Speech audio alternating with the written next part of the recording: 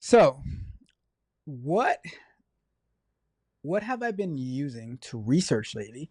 The way I've been experimenting. I've been using ChatGPT to give me some insight on what things are. So we're gonna go through one of my workflows, one of my processes of figuring things out. Um, and like I said, I like to learn by doing. I like to see the code, understand the code. So we're gonna go over to ChatGPT. Um, and we're gonna say, so now to understand the RAG, right? Retrieval Augmented Generation. I'm gonna say, to make it so that I can understand it, right? Can you explain retrieval augmentation generation to me as if I was a sixth grader who loves let's go with basketball. If you explain it to me in basketball terms, I will definitely understand it, all right? I don't know about you guys, but if somebody can explain it to me in something that I like, it's gonna stick better to me, all right? So can they explain it in terms of basketball? I don't know, but let's find out. Basketball. Use players like Allen Iverson, Kobe Bryant,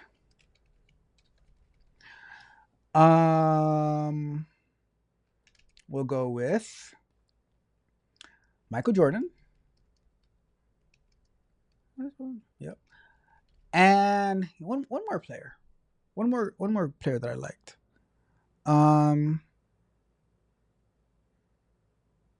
We'll go with those. For the positive parts of the explanation. But if there is any negative part to it, use LeBron James. Now, all right, that was petty. That was a little petty, right? Right? Anybody agree that you say use LeBron James for any negative parts? That's petty. That's a little petty. Little petty. All right, let's see what it comes up with.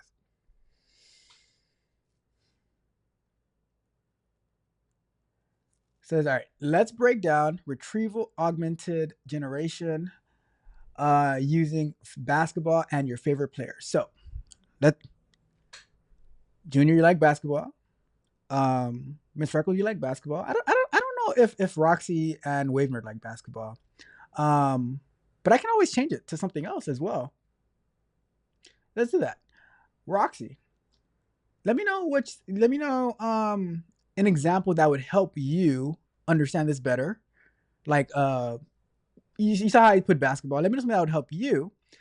And then I'll put that in next, and then we'll see how it explains it to us using that context. Like kind of like how we used to do on the Saturday morning show, right? So imagine this: you're playing in the NBA Finals of homework. Weird.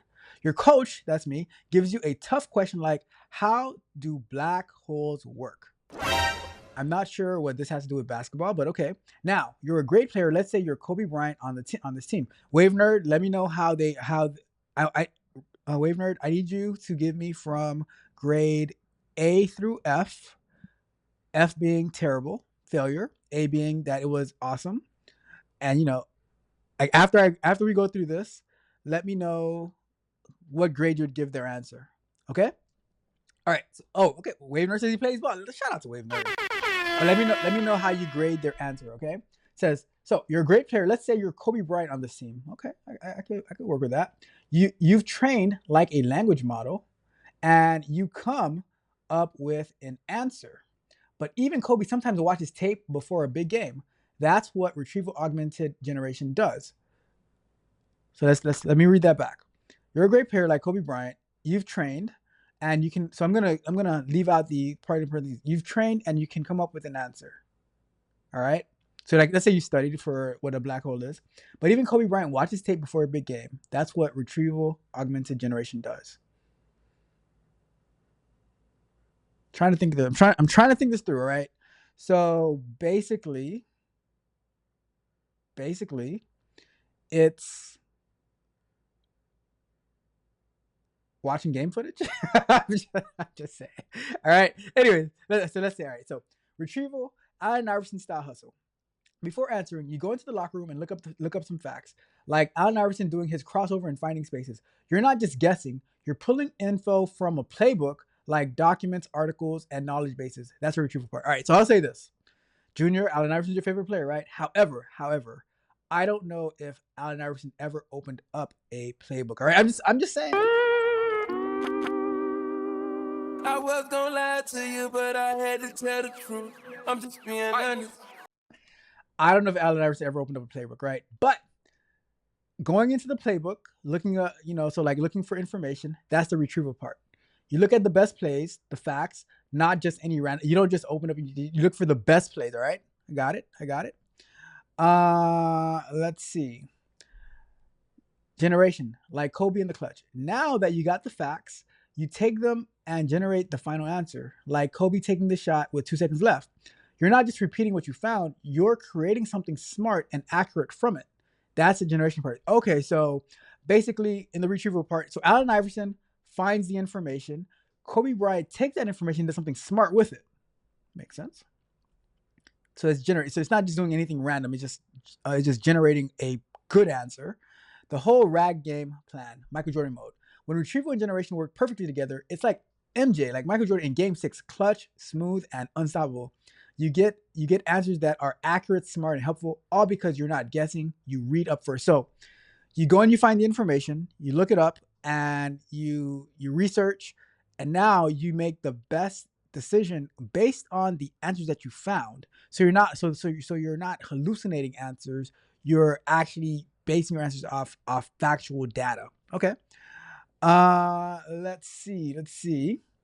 So, but sometimes, like LeBron James in the why you have to use the 2011? You could have used '07 when they got swept. You could have used when they lost 4-1 to Golden State. They just had to use the Miami example from 2001 when he got accurately defended by JJ Barrera in the post. I hate it here. I want to go home. That's messed up. That was uncalled for. It says, but sometimes, like LeBron James in the 2011 finals, here's the downside. Sometimes the info you retrieve is off topic or outdated. Oh my goodness. That's like LeBron James in 2011. Super talented, but performance didn't land. Your answer might sound confident, but it misses the mark because you picked the wrong facts. Bruh. Also, if your playbook data source is weak, you can't make smart plays. Even LeBron can't dunk if his teammates aren't passing the ball right. So, the TLDR, too long, didn't read, rag, retrieval augmented generation. In basketball terms, you, Kobe Bryant, smart and trained to answer questions. That's the language model or large language model or LLM. You check the playbook first. Iverson does not check playbooks. You find the best facts before answering. Retrieval. You take the shot. Michael Jordan. You make a great answer using the facts generation. Bad retrieval, though, is LeBron having an off night. You pick the wrong info. Even your answers can miss.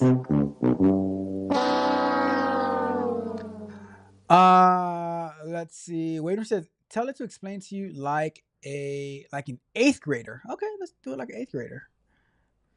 Can you explain it to me as an 8th grader? That's right. 8th grade. Jesus Christ. 8th grader. Not using basketball examples. All right. So how would you explain to an 8th grader? So Retrieval augmented generation is a way that computers, specifically AI models like ChatGPT, answer questions more accurately by first looking up information and then using that information to write responses. Think of it as a two-step process. Retrieval, finding the info. Before trying to answer your question, AI goes and searches through a database of a collection of documents. Kind of how Google might you might Google something and check your notes before writing an essay. It looks for the most relevant pieces of information to match your question. Okay, that that actually makes a lot more sense than the basketball answer. I'll tell you that. All right. So retrieval in finding the info. Before trying to answer your question, the AI goes and searches through the database or a collection of documents. Like how, all right, we read that one already, right? So generation, writing the answer. Once it finds the best answer, the AI uses it to create a well-written answer. It doesn't just copy and paste. It actually writes the answer in its own words, using what it learned from the info it found. So what I'm wondering is, how does it know what the best information is, right? So that's so why is it good? It helps the AI stay accurate, especially on topics it didn't memorize during training. So you don't have to just train all the time. You can actually have a playbook you know where to find information, and you go from there. Uh, it lets the AI update the answer over time by checking new or changing information. It's great for specialized subjects like medicine, law, what? I'll go with one of these. Science, because it can be pulled from trusted sources. So, I mean, you need to have a good place to gather the data from, right? So you need to have a good index, a good library of resources in order to of where you can gather it from. So what can go wrong? If the AI retrieves the wrong information, the answer could be wrong, even if it sounds confident. If the database it checks is outdated or not very good, the answer might be weak. It takes more time and computing power than just guessing from memory. Yeah, because if it has to go out there and search for the information, it might take more time. And um, more more energy, right? So summary: retrieval augmented generation is like an AI that finds the useful information first. It knows where to search, um, and uses information to write a smart answer. It's smarter than guessing, but it still depends on how good the info it has. It's only going to be as good as the information that is trained on. All right. It says, would you like? I would like a visual diagram. However, I believe that it would end up taking too long on OpenAI. However, here's what we can do. What is that? Let's go to mermaid charts. I forgot I had a subscription to this, right? Let's sign into that. Let's go with Google.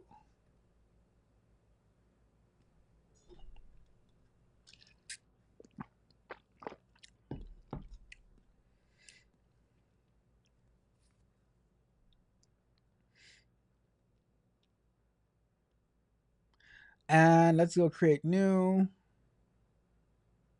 diagram presentation. And we're going to say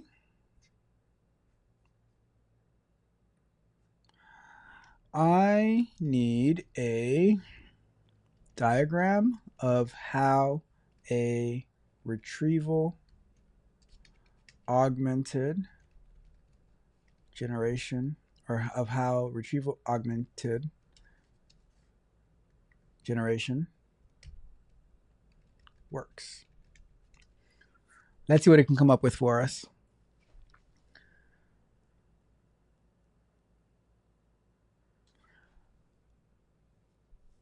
Let's see. Where'd you go? Where did you go? I lost it. Where did it go? Oh, there we go. All right, so it goes for, make this bigger.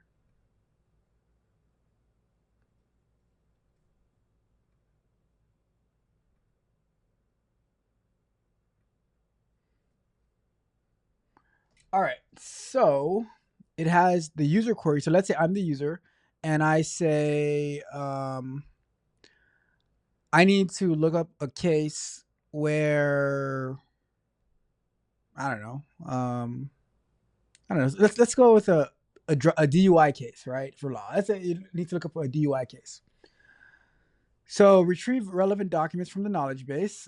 This is the knowledge base right here. So it's going to go to the knowledge base, look through all the collection of information, and it's going to pass the query plus the retrieve documents to the large language model. The large language model is going to be taking the query that I passed, the retrieved documents that it found in the knowledge base. It's passed it to the language model, and then the language model is going to generate the answer and it's going to send it back to me, the user. Can I say, can you make it understandable to an 8th grader?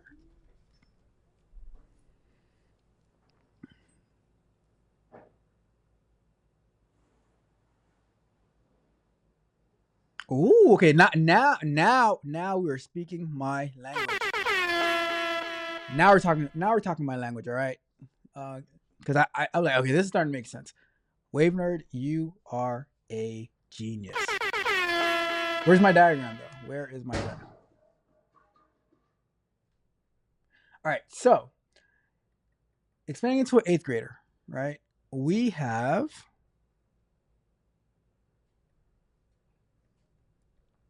you ask a question. RAG looks up for helpful information in a document library. There goes the library over here, right? Document library. Oh, come on. Lots of saved documents. In fact, so you have to load all the documents in here. Like there's different ways to load them. And then RAG reads the info it found in your question, right? And then, oh, come on. It writes a good answer and RAG gives you the answer. So I'm gonna save that diagram and we're gonna use it for. I'm gonna probably post it somewhere. But that's pretty good information. All right. Cool. I think that helps. Does that make sense to everybody? Wave nerd, I need a grade A through F. What do you think? I need a grade for. I don't know if you heard about the basketball example, Magnetar, but Junior, give the basketball example a grade. Wavener, give the basketball example a grade. Roxy, if you're still here, give the basketball example a grade, and then give the 8th grade example a grade, and give the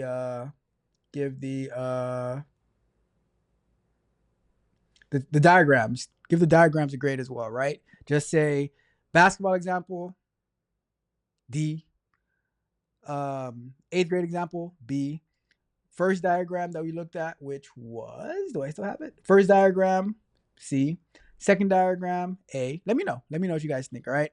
Yes, Magnetar, that is a flow chart that I generated with AI.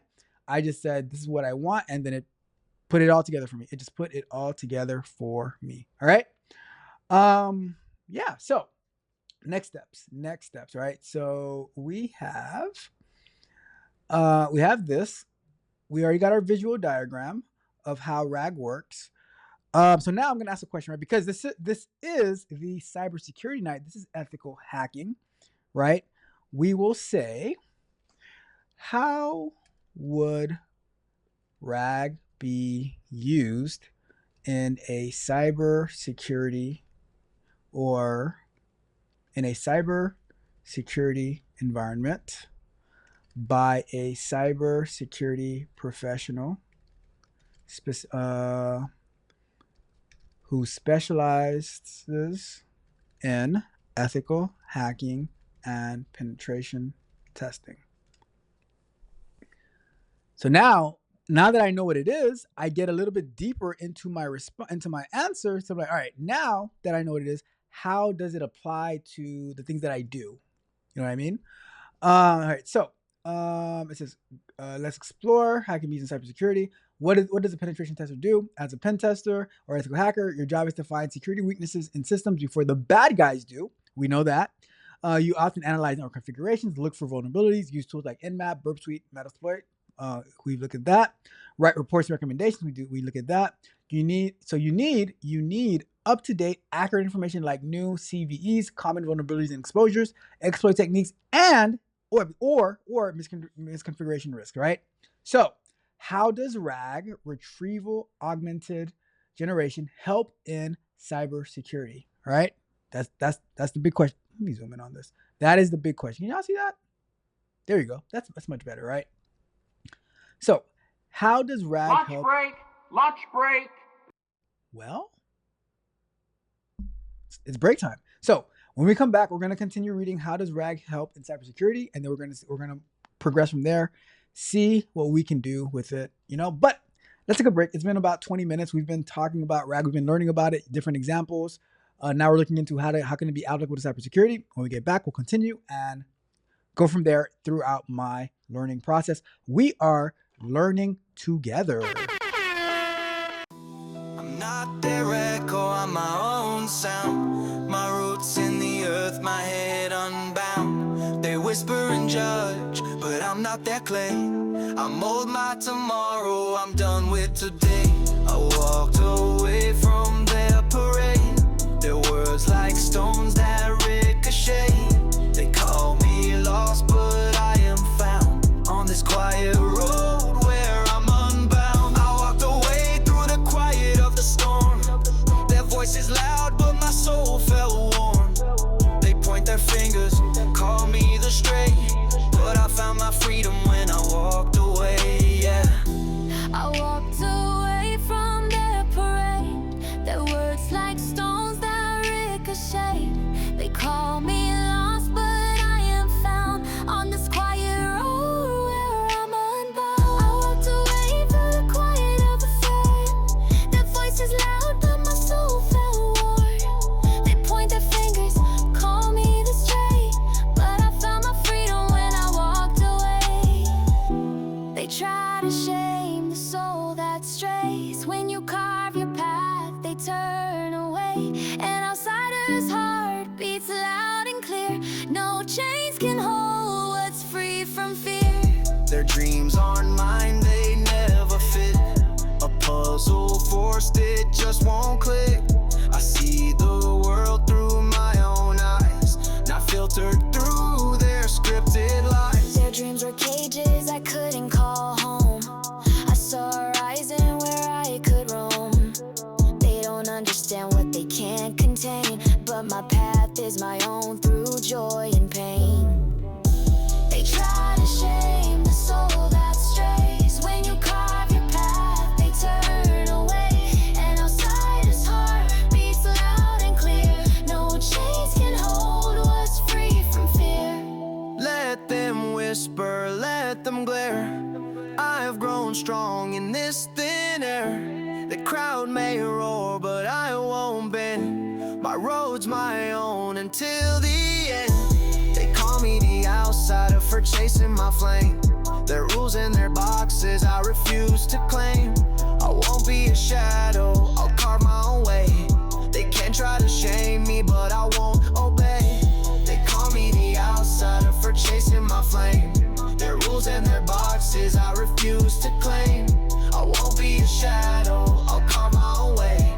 They can try to shame me, but I won't obey. They try to shame the soul that strays. When you carve your path, they turn away. An outsider's heart beats loud and clear. No chains can hold what's free from fear. So call me the outsider if that's what I'll be. I'd rather be lost if it means I'm free. Their maps are for them, I'll chart my own sea. I walked away, now I'm finally me.